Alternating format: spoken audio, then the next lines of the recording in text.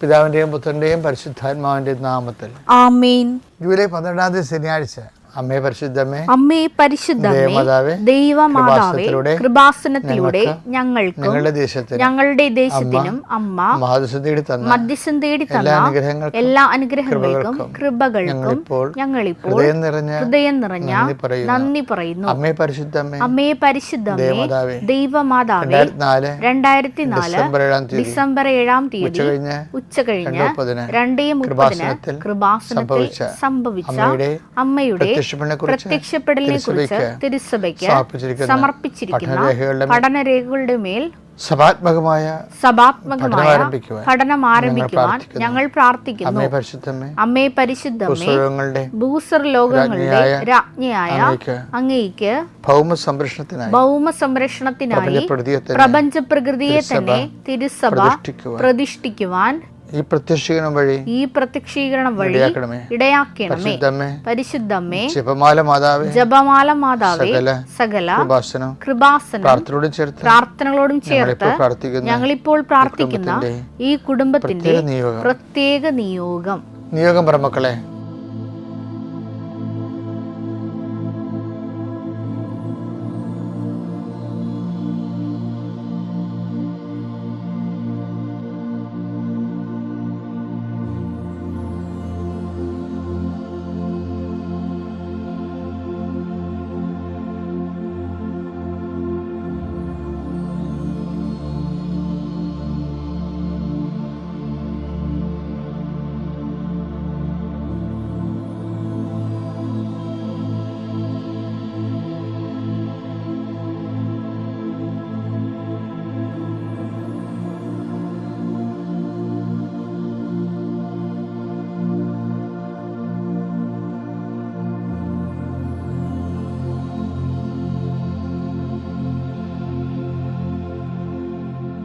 അമ്മയുടെ പ്രത്യക്ഷീകരണത്തിന്റെ ഈ അനുഗ്രഹവേളയിൽ ഞങ്ങൾക്ക് സാധിച്ചു തരുവാൻ കനിയണമേ.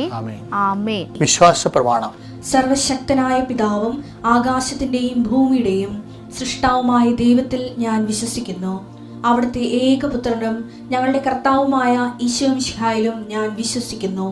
ഈ പുത്രൻ പരിശുദ്ധാത്മാവിനാൽ ഗർഭസ്ഥനായി കന്യകാമറിയത്തിൽ നിന്ന് പിറന്ന് പൊന്തിയോസ് പീലാത്തോസിന്റെ കാലത്ത് പീഡകൾ സഹിച്ച് കുരിശിൽ തറയ്ക്കപ്പെട്ട് മരിച്ച് അടക്കപ്പെട്ട് പാതാളങ്ങളിൽ ഇറങ്ങി മരിച്ചവരുടെ ഇടയിൽ നിന്ന് 3-ാം നാൾ ഉയർത്ത് സ്വർഗത്തിലേക്ക് എഴുന്നള്ളി സർവശക്തിയുള്ള പിതാവായ ദൈവത്തിന്റെ വലതുഭാഗത്തിരിക്കുന്നു. അവിടെ നിന്ന് ജീവിക്കുന്നവരെയും മരിച്ചവരെയും വിധിക്കുവാൻ വരുമെന്നും ഞാൻ വിശ്വസിക്കുന്നു. പരിശുദ്ധാത്മാവിലും ഞാൻ വിശ്വസിക്കുന്നു. വിശുദ്ധ കത്തോലിക്കാ സഭയിലും പുണ്യവാന്മാരുടെ ഐക്യത്തിലും പാപങ്ങളുടെ മോചനത്തിലും ശരീരത്തിന്റെ ഉയർപ്പിലും നിത്യമായ ജീവിതത്തിലും ഞാൻ വിശ്വസിക്കുന്നു. ആമേൻ. സ്വർഗ്ഗസ്ഥനായ ഞങ്ങളുടെ പിതാവേ, അങ്ങയുടെ നാമം പൂജിതമാകണമേ. അങ്ങയുടെ രാജ്യം വരണമേ. അങ്ങയുടെ തിരുമനസ് സ്വർഗത്തിലെ പോലെ ഭൂമിയിലും ആകണമേ. അന്നു വേണ്ടുന്ന ആഹാരം ഇന്ന് ഞങ്ങൾക്ക് തരണമേ. ഞങ്ങളോട് തെറ്റ് ചെയ്യുന്നവരോട് ഞങ്ങൾ ക്ഷമിക്കുന്നത് പോലെ ഞങ്ങളുടെ തെറ്റുകൾ ഞങ്ങളോടും ക്ഷമിക്കണമേ.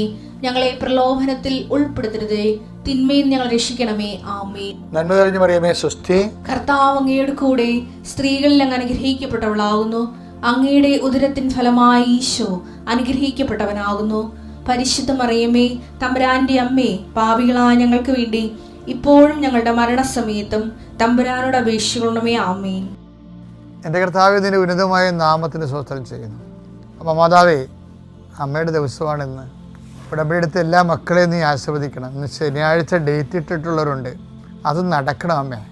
ഇന്ന് ശനിയാഴ്ച ചില വ്യക്തികളെ പോയി കാണാൻ വേണ്ടി തീരുമാനിച്ചവരുണ്ട്, അത് ഗുണകരമായിട്ട് മാറണം അമ്മേ, അല്ലെങ്കിൽ അത് നടക്കരുത്. ശനിയാഴ്ച ചെയ്തെടുക്കേണ്ട ജോലികൾ, പ്രമാണം നടത്തുന്നവരുണ്ട്, വസ്തു കൈമാറുന്നവരുണ്ട്, ഭാഗവടപടി നടത്തുന്നവരുണ്ട്, കല്യാണം ആലോചിക്കുന്നവരുണ്ട്, മക്കൾക്ക് ജീവിത പങ്കാളിയെ തിരക്കി പോകുന്നവരുണ്ട്. കർത്താവേ, എല്ലാ യാത്രകളും നീ ശുഭമാക്കണമെന്ന് പ്രാർത്ഥിക്കുന്നു. ഈശോയെ, വസ്തു നടത്തിയെടുക്കാൻ പോകുന്നവരുണ്ട്, ജപ്തി വന്ന വസ്തുവിന് പരിഹാരം കാണാൻ വേണ്ടി പരിശ്രമിക്കുന്നവരുണ്ട്. അവരുടെ ആ പരിശ്രമങ്ങളെ അന്ന് വിജയിപ്പിക്കണമെന്ന് പ്രാർത്ഥിക്കുന്നു. ഇതിനിടയിൽ കർത്താവെ, കാലവർഷത്തിൻ്റെ കെടുതികൾ അനുഭവിക്കുന്ന കുടുംബങ്ങളുണ്ട്. അടുത്ത കൊല്ലമെങ്കിലും സമാധാനത്തിലെ വർഷം പിഴക്കാൻ പറ്റണേ കർത്താവേ എന്ന് പറഞ്ഞ് പ്രാർത്ഥിക്കുന്നവരുണ്ട്. അവിടെ കണ്ണുനീര് ഏറ്റെടുക്കണമെന്ന് പ്രാർത്ഥിക്കുന്നു. കുടുംബത്തിൻ്റെ ഞെരുക്കങ്ങൾ കാണുമ്പോൾ മക്കളോട് മാതാപിതാക്കന്മാർ പറയും, നാളെ ശരിയായ മക്കളെ, കർത്താവ് നമ്മളെ കടാക്ഷിക്കും. അപ്പോൾ മക്കൾ പറയും, ഓ കർത്താവ് ഇത്രയും നാളായിട്ട് പ്രാർത്ഥിക്കാത്തവർക്ക് എല്ലാം അനുഗ്രഹിക്കുന്നുണ്ടല്ലോ, നമ്മൾ അനുഗ്രഹിക്കാത്തത് എന്താണെന്ന് ചോദിക്കുമ്പോൾ മാതാപിതാക്കന്മാർ നെടുവേർപ്പിടും. അപ്പോൾ മാതാപിതാക്കന്മാർ പ്രാർത്ഥിക്കും, കർത്താവ് കുഞ്ഞുങ്ങളുടെ വിശ്വാസം പോകാതിരിക്കാനെങ്കിലും എന്നെ സഹായിക്കണമെന്ന് പ്രാർത്ഥിക്കും. അവിടെ തൊണ്ട ഇടറിക്കൊണ്ട് പ്രാർത്ഥിക്കുന്നവരുടെ തൊണ്ടകളെ കർത്താവ് ആശീർവദിക്കട്ടെ. അവിടെ കണ്ണു നിറഞ്ഞ് പ്രാർത്ഥിക്കുന്ന മാതാപിതാക്കന്മാർക്ക് കർത്താവിൻ്റെ തിരുമുറിവാർന്ന വലുതുകളത്തിൻ്റെ ആശീർവാദം ലഭിക്കട്ടെ. കർത്താവ് പിൻകടത്തിലും മുഴയി കാണുന്നവരെ കാണിക്കുന്ന ഒരു ഈശോ, അവരങ്ങത്ത് സ്പർശിക്കണം. കർത്താവ് ശാരീരികമായ രോഗങ്ങൾ ആവശ്യപ്പെടുന്നവർ, ആരും സഹായിക്കാനില്ലെങ്കിൽ രോഗമില്ലെങ്കിൽ ജീവിച്ചു പോകാം എന്ന് പറഞ്ഞ് ജീവിക്കുന്ന ആൾക്കാരില്ലേ ഈശോയെ, അവരെ പ്രത്യേകം സന്ധിക്കണം എന്ന് പ്രാർത്ഥിക്കുന്നു. കർത്താവ് ഒറ്റപ്പെട്ടു പോയി എന്ന് തോന്നി നിൽക്കുന്നവർക്ക് സന്ധിപ്പ് കൊടുക്കണേ കർത്താവേ. മഴയും ഭയങ്കര തണുപ്പൊക്കെ അടിക്കുമ്പോൾ ജീവിതത്തിൽ മരണ വീടുകളിൽ അടുത്ത കാലത്ത് മരണം സംഭവിച്ച വീടുകളിൽ എല്ലാവരും പോകേണ്ടവരൊക്കെ പോയി, ഇനി എന്തിനാണ് ഞാനായിട്ട് ജീവിക്കണം മനസ്സിൽ ഹൃദയഭാരമായിട്ട് പേറുന്നവർ, അവിടെ സങ്കടങ്ങൾ കർത്താവെ താങ്ങാൻ പറ്റാത്ത വീടുകളിൽ നിൻ്റെ വിശുദ്ധ ദൂതനെ ഈ ഒറ്റ പ്രാർത്ഥനയുടെ ശക്തിയാൽ അവരിന്ന് കർത്താവ് സന്ധ്യക്കുള്ളിൽ പരിഹാരം കണ്ടെത്താൻ ഞാൻ അവർക്ക് വേണ്ടി കണ്ണീരോടെ പ്രാർത്ഥിക്കുന്നു. എൻ്റെ കർത്താവെ കുഞ്ഞുങ്ങളെ പ്രതി പ്രാർത്ഥിക്കുന്നു, വിദ്യാർത്ഥികളെ പ്രതി പ്രാർത്ഥിക്കുന്നു, ഉദ്യോഗസ്ഥന്മാരും തൊഴിലാളികളെ മത്സ്യത്തൊഴിലാളിയെ ഓർത്തുകൊണ്ട് പ്രാർത്ഥിക്കുന്നു, കടലിൽ പോയി മരിച്ചവരുടെ കുടുംബങ്ങളെ ഓർത്ത് പ്രാർത്ഥിക്കുന്നു. കർത്താവ് ലേലത്തിൽ പിടിച്ച വസ്തുക്കൾ, അതിനുശേഷം വന്നിട്ടുള്ള ജയത്തിന്, അതിനുശേഷം വന്നിട്ടുള്ള ഭവിഷ്യത്തുകൾ, ചിട്ടിപിടിച്ചവർ, അതിൻ്റെ ഭാഗമായി വന്ന ഭവിഷ്യത്തുകൾ എല്ലാം പരിഹരിക്കാനുള്ള പുതിയ മാർഗങ്ങളോട് മക്കൾ കാണിച്ചു കൊടുക്കണമെന്ന് പ്രാർത്ഥിക്കുന്നു. Lord Jesus Christ, the fire fingers, so acute the precious blood, Lord in peace, spirit of power and grace. സംഖ്യാപുസ്തകം 22:30. കഴുത ബാലാവിനോട് ചോദിച്ചു, ഇന്ന് വരെ നീ സഞ്ചരിച്ചിരുന്ന നിൻ്റെ കഴുതയല്ലേ ഞാൻ? ഇതിനു മുമ്പ് ഒരിക്കലും ഞാൻ നിന്നോട് ഇങ്ങനെ ചെയ്തിട്ടുണ്ടോ? ഇല്ല, ബാല സമ്മതിച്ചു. ഈ ബൈബിളിലെ ഏറ്റവും നല്ല രസകരമായ പ്രമേയമാണ് ഈ ബാലാവിൻ്റെ കഴുതയെന്ന് പറയുന്നത്. ഞാനിത് പറയാൻ കാരണം എന്ന് വെച്ച് കഴിഞ്ഞാൽ കഴിഞ്ഞ ദിവസങ്ങളിൽ പ്രാർത്ഥിച്ചപ്പോൾ കർത്താവേ, എൻ്റെ അങ്ങയുടെ മക്കളുടെ വഴികളെ ഞാൻ അങ്ങേക്ക് സമർപ്പിക്കുന്നു. അവിടെ വഴികളിലെ ദൈവഹിതമല്ലാത്ത വഴികളിലൂടെ പോകുമ്പോൾ ബാലാമിൻ്റെ കഴുതയ്ക്ക് സംഭവിച്ച പോലെ നീ നിൻ്റെ ദൂതനെ അയച്ചുകൊണ്ട് ഹിതം വെളിപ്പെടുത്തണമേ എന്ന് പ്രാർത്ഥിച്ചു. അപ്പോഴാണ് എനിക്ക് മനസ്സിലായത് ദൈവഹിതം ഇങ്ങനെ പ്രാർത്ഥിക്കാൻ പരിശുദ്ധാത്മാവ് ആഗ്രഹിക്കുന്ന എനിക്ക് മനസ്സിലായി. എന്താ സംഭവിച്ചു കഴിഞ്ഞാൽ, ബാലാക്കെന്നും പറഞ്ഞൊരു ദുർപ്രവാചകനുണ്ടായിരുന്നു. ദുർപ്രവാചകൻ ബാലാൻ പ്രവാചകനായിരുന്നു. അപ്പോൾ ബാലാനെ വിളിച്ചിട്ട് ഇസ്രയേലിനെ ചൂണ്ടിയിട്ട് അതിനെതിരെ ശകുനം പറയാൻ പറയും, അതിനെ ശപിക്കാൻ പറയും. അപ്പോൾ ആ വഴി ശപിക്കാൻ വേണ്ടി പോകുന്ന വഴിയാണ്. പോകുന്ന വഴിക്ക് ബാലാവിങ്ങനെ പോകുന്ന വഴിക്ക് കഴുത ബാലാവിനോട് സംസാരിക്കാൻ തുടങ്ങി. സംഖ്യ 22:29 നീ എന്നെ അവഹേളിച്ചു, വാളുണ്ടായിരുന്നെങ്കിൽ ഞാൻ നിന്നെ കൊന്നു കളയുമായിരുന്നു. അങ്ങനെ പറയാൻ കാരണം വെച്ച് കഴിഞ്ഞാൽ ഈ പോണ കാര്യം ദൈവഹിതം അല്ലല്ലോ ബാലാൻ പോണത്. അതുകൊണ്ട് ബാലാൻ പോകുന്ന വഴിയിൽ ഈ കഴുത ഒരു മാലാഖയെ കാണും, ഊരിപ്പിടിച്ച വാളോടെ നിൽക്കണത്. പക്ഷെ ബാലാൻ കാണത്തില്ല.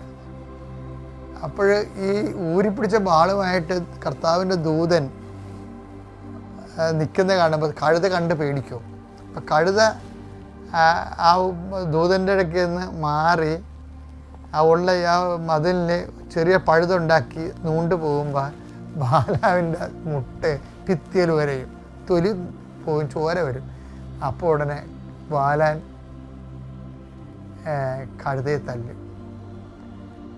അപ്പോൾ കഴുത ചോദിക്കണതാണ്, നീ എന്തിനാണ് എന്നെ തല്ലിയത്? ഞാൻ നിൻ്റെ കഴുതയല്ലേ? അപ്പോൾ കർത്താവ് ബാലാവിൻ്റെ കണ്ണുകൾ തുറന്നു.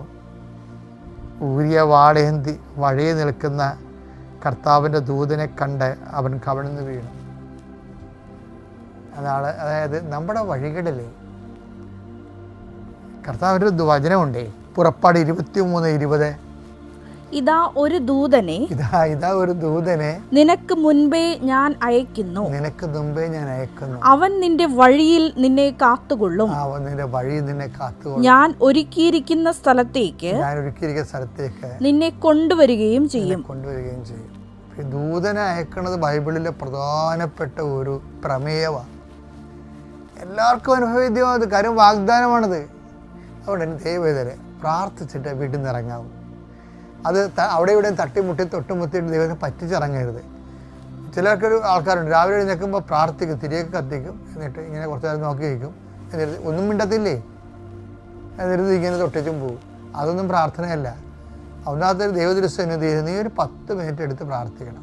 പോകാൻ നേരത്ത് ചാടി വീണ് പോകാൻ നേരത്ത് കാട്ടിക്കുട്ടി വെപ്പിച്ച് ദൈവത്തിനെ പറ്റിക്കണം ഒരു അഭ്യാസം നടക്കത്തില്ല. കാര്യം എന്താ? വാഗ്ദാനമാണ്, നീ പോകുന്ന വഴികളിൽ ഞാൻ ദൂതനെ അയക്കുമെന്ന്.